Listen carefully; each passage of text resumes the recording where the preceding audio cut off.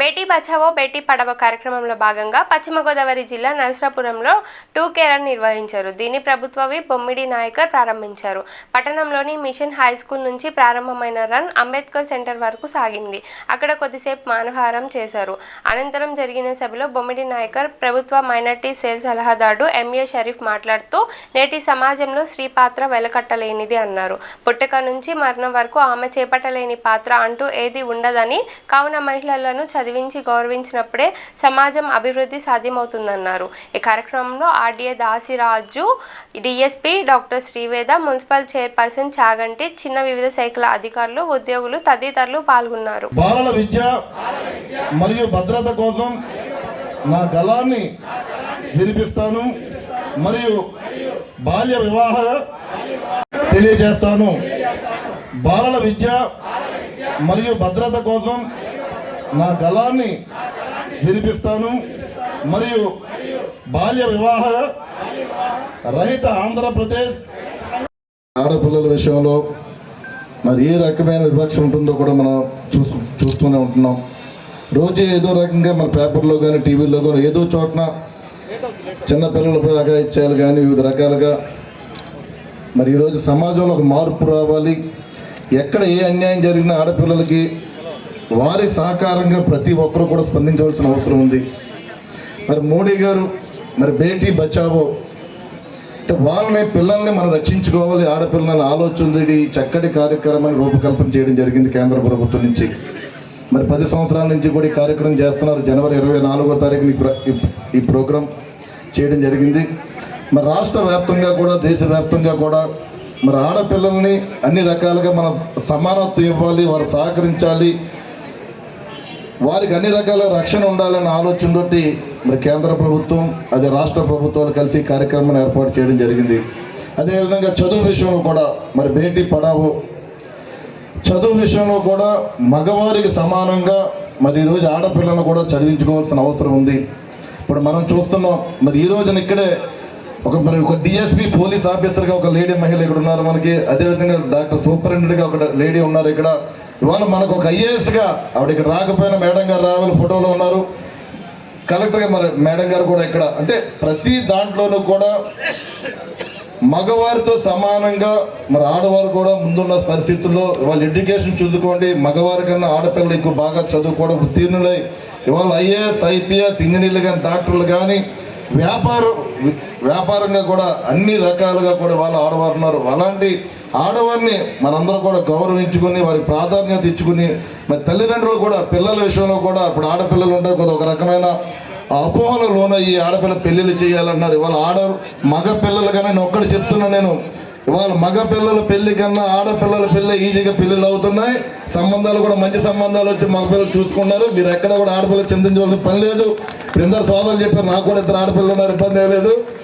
దయచేసి అందరూ కూడా మీ ఆడవారు కూడా మరి చంద్రబాబు నాయుడు గారు కానీ అదేవిధంగా పవన్ కళ్యాణ్ గారు కానీ మరి మోడీ గారు కూడా అన్ని రకాలుగా ప్రభుత్వం నుంచి ఏదైతే మీకు రక్షణ కానీ చదువు విషయంలో కానీ ప్రభుత్వం ఏదైతే పథకాలు అన్నీ మీకు అందరికీ వస్తాయి. దయచేసి మీరందరూ కూడా బాగా చదువుకొని ఒక ఇన్స్పిరేషన్ తోటి ఆడపిల్లలు కూడా వాళ్ళు చదువుకోవాల్సిన అవసరం ఉంది. అదే తల్లిదండ్రులు కూడా నేను కూడా చెప్తున్నాను, మీరు కూడా పిల్లల్ని మగవారితో సమానంగా కూడా చదివించుకోవాల్సిన అవసరం ఉంది.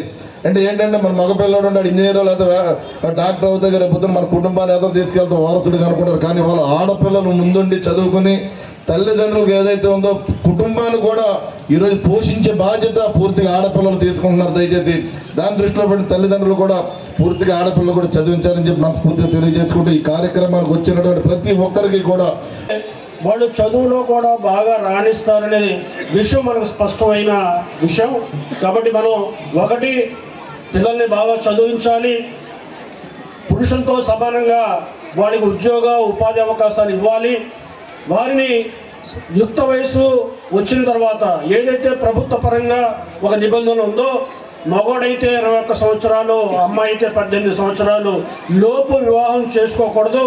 ఈరోజు పిల్లలు కూడా మేము ఏదో ఒకటి సాధించిన తర్వాతనే పెళ్లి చేసుకుంటామని ఈరోజు ఉద్యోగం వచ్చిన తర్వాతనే చాలామంది పిల్లలు తీసుకుంటున్నారు.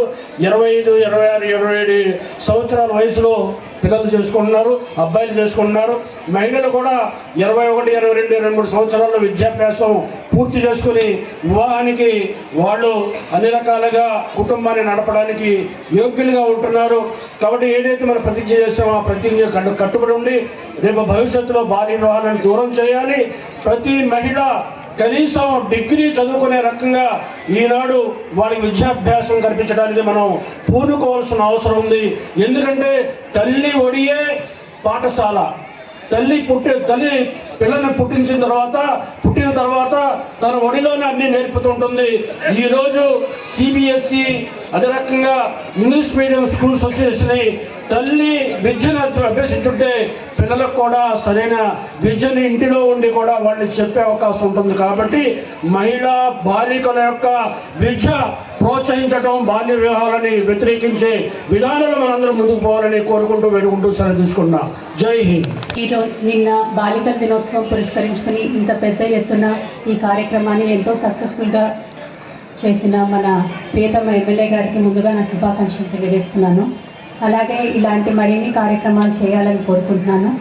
అలాగే బాలికల దినోత్సవం సందర్భంగా ఈ బేటీ బచావో బేటీ పడావో 10 years కంప్లీట్ చేసుకున్న సందర్భంగా జరిగిన ఈ ర్యాలీలో మనం నేర్చుకునేది ఏంటి అంటే, ఒక ఆడపిల్లని చదివిస్తే ఒక ఫ్యామిలీని చదివించినట్టు. తను రేపు ఇంకో ఫ్యామిలీలోకి వెళ్ళిన తర్వాత ఆ ఫ్యామిలీ మొత్తాన్ని చదివిస్తుంది. దీనికి ఒక ఎగ్జాంపుల్గా మేము 3 అమ్మాయిలం, నేను లాస్ట్ అమ్మాయిని.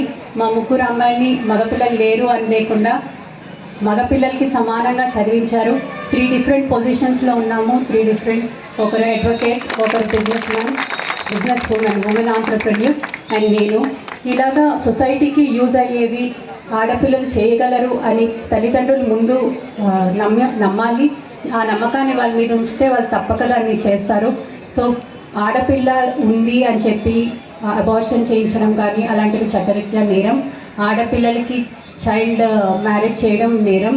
ఇవన్నీ తెలుసుకొని మన నరసాపురం ప్రజలు ఈ కాన్స్టిట్యుయెన్సీ చక్కగా ఆడపిల్లల్ని హెల్ప్ చేస్తుంది అని చెప్పి నేను కోరుకుంటూ థ్యాంక్ యూ.